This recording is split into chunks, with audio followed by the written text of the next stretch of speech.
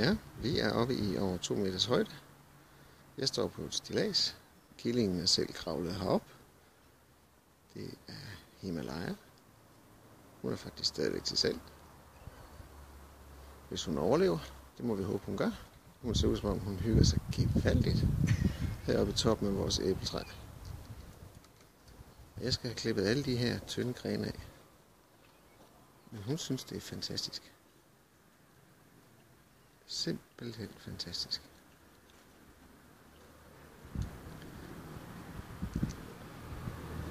Så vi kan stå heroppe og kigge lidt ind til naboen over hegnet.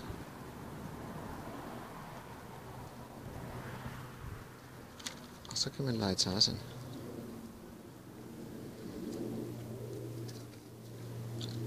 Så nu lige ved at komme over på stilladset her.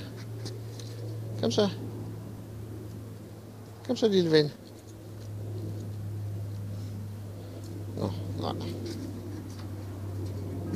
Det vil hun så ikke. Godt så. Men sjovt er det. Der var lige en fugl, der fløj forbi. Jamen, det er fantastisk. Der klatrer i træer.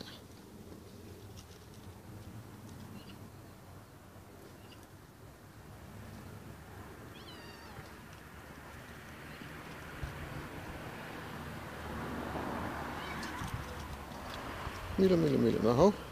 Op i en anden gren. Hun skulle ikke helt ned endnu. Nej. Hun kommer nok ned, når hun bliver sulten.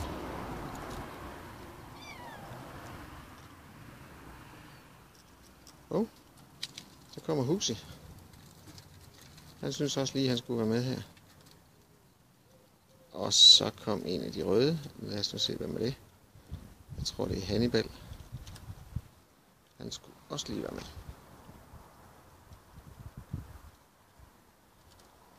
Ja. Og Huxi har vi derovre. Jamen, det er fantastisk.